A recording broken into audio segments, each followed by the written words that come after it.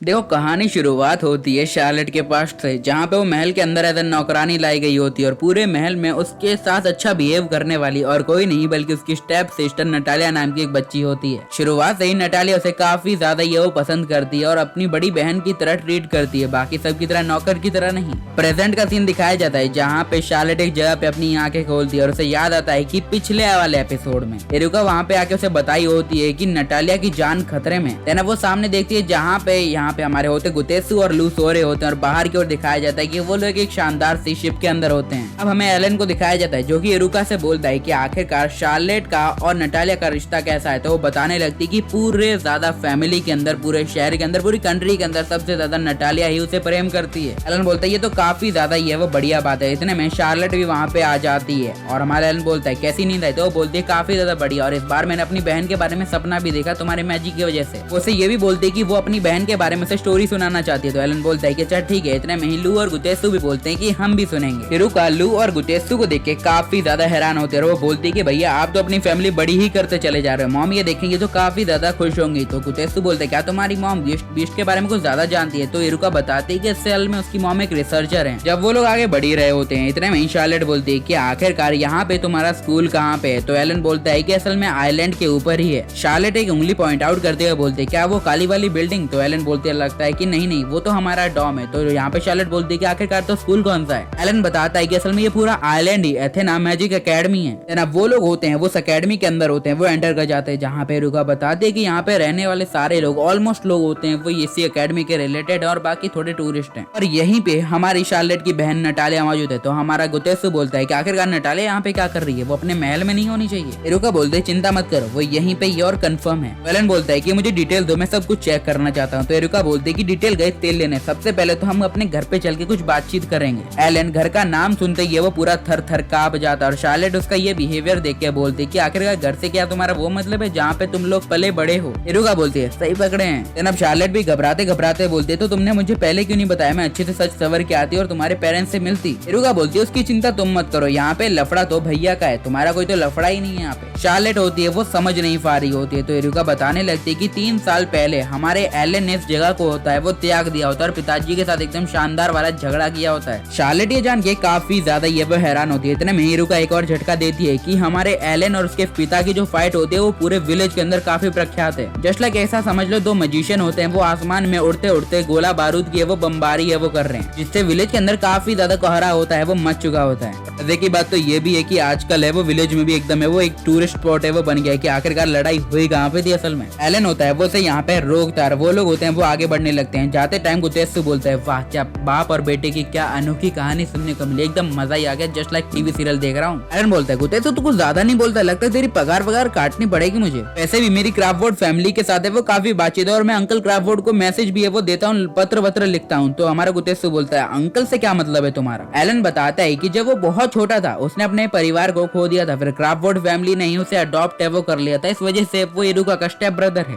यहाँ पे हमारी शार्लेट को थोड़ी जेलसी हो जाती है। एलन बोलता है कि आखिरकार सीन क्या है, तो मतलब शार्लेट बताने लगती है बचपन से ही उसके साथ कोई नहीं रहा है, जस्ट लाइक उसके पेरेंट्स है वो कभी भी है उसके साथ नहीं रहे और ये सब मामला इस वजह से उसे थोड़ी जलन होती है कि परिवार की फाइट कैसी होती है। एलन बोलता है चिंता मत करो, वैसे भी नटालिया को ढूंढने के बाद तो तुम भी अपनी बहन के साथ फाइट कर सकती हो, मजे ले सकती हो। शार्लेट को डर होता है कहीं उसकी बहन उससे नाराज ना हो क्योंकि वो उसे बिना बताए वहाँ से भाग गई थी। एलन होता है वो बोलता है चिंता मत करो मैं तुम्हारी पूरी हेल्प करूंगा, और लू और गुतेसु उसके ऊपर होते हुए बैठ जाता है, वो बोलते हैं कि हम भी हेल्प करेंगे। एरुका भी बोलती है कि मेरे और मेरे डैड की तरफ से भी तुम्हें फुल सपोर्ट है। अब एलन होता है वो नीचे से बोलता है अरे भाइयों मेरे जल्दी से उठ जाओ वरना तुम मेरी कमर तोड़ दोगे। इतने में ही पब्लिक में होती है वो झगड़ा होने लगता है। एलन बोलता है कि आखिरकार ये सब चल क्या रहा है, मानता हूँ कि आइलैंड पे लड़ाई झगड़ा एक नॉर्मल सी बात है, बट मुझे इस झगड़े को रोकना चाहिए और वो कुछ करे उससे पहले एक सफेद बालों वाला बंदा होता है वो भीड़ में घुसने लगता है। एलन बोलता है कि लगता है अब हमें किसी भी पंगे में अपना हाथ घुसाने की जरूरत नहीं है। शार्लेट बोलते तुम कुछ करते क्यों नहीं, तो एलन बोलता है जस्ट वेट एंड वॉच। वो बंदा होता है उन लोगों के बीच में घुस के होता है, वो बोलता है कि तुमने काफी फाइट कर ली, अब तुम्हें फाइट बंद करनी चाहिए। वो दोनों बंदे बोलते हैं कि अपने काम से काम रख वरना यहीं पटक के फेल देंगे। बंदा बोलता है कि तुम जैसे बच्चों को भी अच्छे से समझाना पड़ता है। देन वो मैजिक से जमा डालता है। बड़ा ही अजीब बंदा है, मतलब काफी कमाल का बंदा है, जस्ट लाइक अवर एलन। गुतेसु भी इस बात को मान रहा होता है। इतने में एरुका होती है वो बाहें फैला के उस बंदे को बुलाने लगता है। वो बंदा होता है वो झट से टेलीपोर्ट होकर उनके पास पहुंच जाता है और एलन से होता है वो मिलता है। वो बोलता है कि कैसे हो यार, काफी ज्यादा टाइम बाद है वो मिल रहे हैं। एलन बोलता है वो सब तो मैं तुम्हें बाद में बताऊंगा, सबसे पहले इन सालों जंगली जानवरों को मेरे ऊपर से उठा दो। उसके बाद वो आदमी होता है वो सभी से इंट्रो करने लगता है कि मेरा नाम वो है, ये है, वो है। वैसे नाम अभी तक नहीं बताया, सबके हालचाल है वो पूछ रहा होता है। सबसे पहले शार्लेट की, कैसी हो बेटे,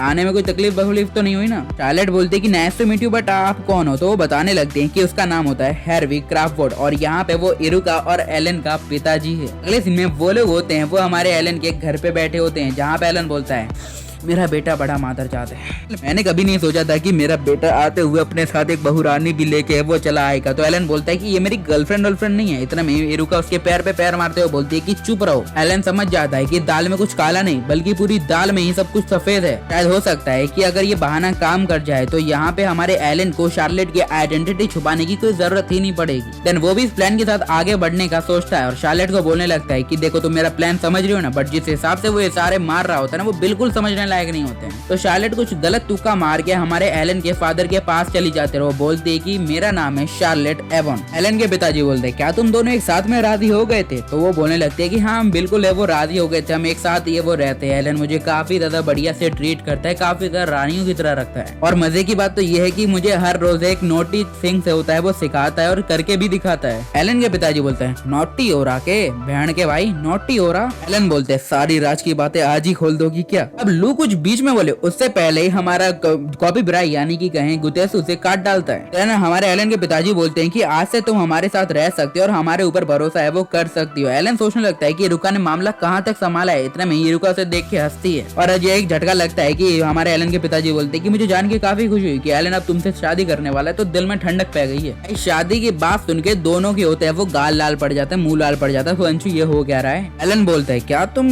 मजे तो नहीं ले रहे ना, मतलब लड़की के साथ रहोगे शादी नहीं करोगे। एलन बोलता है ऐसी बात नहीं है। तो उसके पिताजी बोलते हैं डिसाइड कर लो बेटे, वरना अगर आगे चल के कोई लफड़ा हुआ मेरे को कोई झोल झपाटा नहीं चाहिए। अब एलन के पिताजी बोलते हैं कि चलो इस सारी बातों को तो हम बाद में भी कर सकते हैं, पुराने जख्मों को उधेड़ा जाए। एलन बोलने लगता है कि देखो यार मुझे मेरा घर काफी ज्यादा ये वो सेफ लगता है, मैं शार्लेट के साथ अपने साथ है वो रखूंगा, कोई दिक्कत ना है क्योंकि वो जगह उसके लिए काफी बढ़िया है। एलन बोलता है मैं इस बारे में थोड़ी बात कर रहा हूँ, मुझे दूसरे मामले के बारे में वो बात करनी है। यहाँ पे लू बोलती है कौन सा लफड़ा। अब इरुका बताते हैं कि असल में उसके फादर होते हैं वेथेना मैजिकल एकेडमी के वो चेयरमैन होते हैं और वो चाह रहे होते हैं कि एलन उनकी राजगद्दी संभाले, एलन सारी अपॉर्चुनिटी ले ले। गुतेस बोलता है ये तो काफी ज्यादा बढ़िया अपॉर्चुनिटी एलन, तुम्हें ले लेनी चाहिए क्योंकि ये बहुत ज्यादा बड़ा ऑनर का काम होता है, अगर तुम लोगे तो काफी बढ़िया रहेगा। एलन बोलता है कि मुझे कैसा काम नहीं करना जहाँ पे मुझे मेरी ही बंदिशों में बांध दिया जाए। एलन के पिताजी बोलते हैं कि बेटे यार मैं तुम्हें अपनी वसीयत का राजा बना रहा हूँ, मैं अपनी सारी संपत्ति तुम्हें दे रहा हूँ। शार्लेट बोलती है क्या पिता है यार, मतलब just looking like a wow. Elon बोलता है मैं सब समझ रहा हूँ डैडी, आप सब मैं एकदम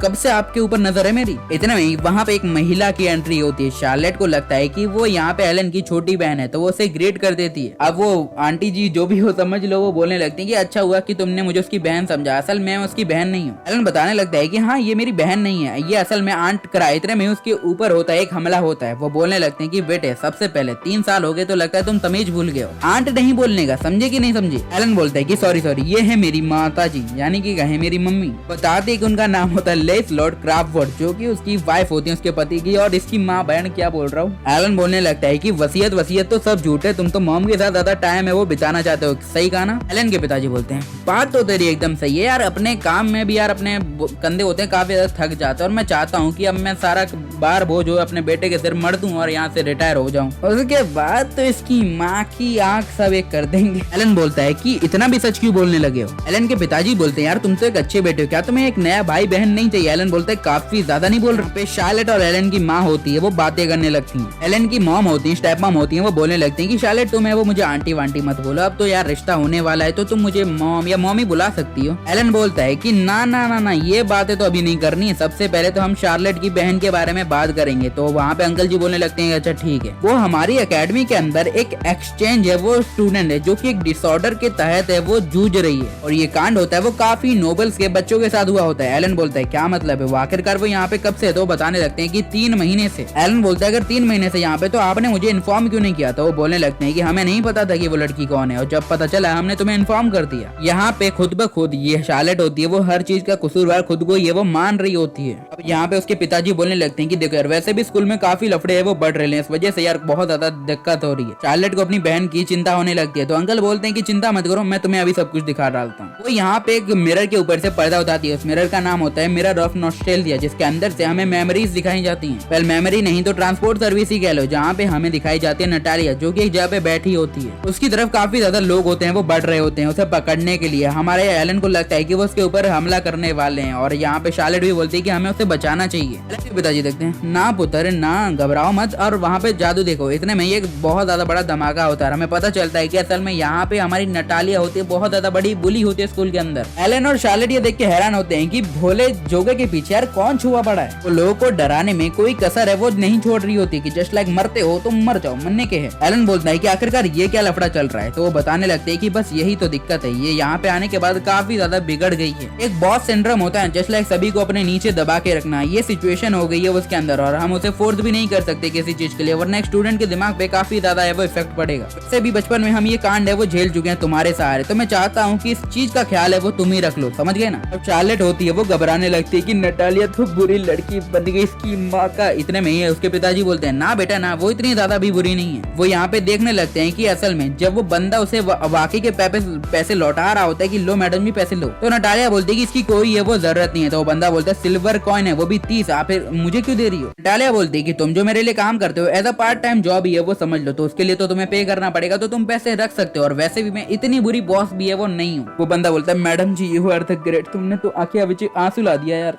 यहाँ पे एलन और शार्लेट के दोनों मन को है वो संतुष्टि मिल जाती है कि यहाँ पे लड़की बिगड़ी नहीं है। एलन शार्लेट से बोलता है क्या नटालिया तो जब घर पे रहती थी तब भी क्या ऐसी थी, वो बोलने लगती है कि नहीं। तो एलन अपने पिताजी से बोलता है कि मामला क्या हो सकता है, तो वो बोलते हैं कि सीधी बात है जो उसको डिसऑर्डर हुआ है उस वजह से। एलन समझ जाता है कि यहाँ पे मामला क्या है। इतने में शार्लेट भी बोलते है कि शायद इस सब में वो मेरी ही गलती है, तो एलन बोलता है कि सीधी तरीके से हाँ तुम्हारी ही गलती है। एलन बोलता है कि अंकल अब हमें क्या करना चाहिए, तो अंकल जी बोलते हैं कि देखो यार कुछ तो करना पड़ेगा क्योंकि लड़की अपनी पढ़ाई से भी है वो हाथ धो देगी इस चक्कर में। शार्लेट होती है वो नटालिया की तरफ से उससे माफी मांग रही होती है। एलन भी सोच लेता है कि अगर उसने कुछ नहीं किया तो यहाँ पे शार्लेट का भी दिल टूट जाकर वो राजी हो जाता है कि सब कुछ संभालने के लिए, और ये बात सुन के सारे लोग खुश हो जाते हैं। इतने में हार भी बोलने लगते हैं कि बेटे मैं काफी ज्यादा खुश हुआ कि तूने मेरी चेयरमैन की गद्दी संभालने का सोच लिया। एलन बोलता है ऐसा मैंने कुछ नहीं किया अभी तक। एलन बोलने लगता है कि मेरा काम सिर्फ नटालिया को संभालना है, और इसके बाद वो शार्लेट से बोलता है क्या तुम क्या करना चाहती हो, मेरा मतलब है क्या तुम अपनी बहन से मिलना चाहती हो, अगर तुम मिलना चाहती हो तो कर सकते हो मेरी मैजिक की मदद से। शार्लेट भी अपनी बहन को काफी ज्यादा ये मिस कर रही होती है, इस वजह से वो सीधा बोल देती है कि असल में वो अपनी बहन से मिलना चाहती है चाहे कोई भी कीमत हो, वो सच में उससे मिलना चाहती है। एलन बोलता है ठीक है मैं तुम्हारी मदद करूंगा, और जो भी हमारी लू और कुतेसु होते वो भी राजी हो जाते हैं। तो एलन बोलता है कि ठीक है पिताजी, तो आप शार्लेट के एक नकली आईडी है वो बनवा दीजिए और मेरी असिस्टेंट बनवा दीजिए। एलन की मॉम बोलते हैं कि ये सब काम तो कल करोगे, चलो अब सोने का जुगाड़ करते हैं, ठीक है। अब एलन बोलता है कि ठीक है हम बाहर जाके कहीं जगह ढूंढ लेते हैं। तो एलन की मॉम बोलती है क्या बकवास कर रहे हो, मैं तुम्हारी रूम कब की रेडी कर चुकी हूँ। एलन बोलता है कि शार्लेट को अलग अलग जगहों पे कंफर्टेबल नहीं होता है, बट एलन की मॉम बोलती है देख के तो नहीं लग रहा बहू रानी शर्मा रही है। दोनों के बीच में बहस होती है वो चालू है वो होने लगती है, और अंत में उन्हें अपनी बहस को अंत में वो एंड देना पड़ता है, वो उन्हें कमरे के अंदर फेंक दिया जाता है एक साथ में। पहले ये देख के वो दोनों काफी हैरान होते हैं कि कमरे के अंदर एक ही बिस्तर है जो कि काफी ज्यादा आलीशान होने वाला है। हम बोलते हैं कि यार तुम दोनों डेट कर रहे हो तो एक बेड तो है वो चलता है। एलन बोलता है ये सब की बात तो नहीं थी। इतने में उसकी मॉम बोलते हैं बेटे ये याद रखना अगर तुमने डेटिंग वाली बात झूठ बोली होगी नहीं तो यहीं पटक के फेल देंगे और पता भी नहीं चलेगा। एलन की फट जाती है। उसके बाद उसकी मॉम यहाँ से चली जाती है और एलन बोलते हैं कि अब हमें क्या करना चाहिए। इतने में शार्लेट बोलती है कल से तो काम पे लगना है, तो चलो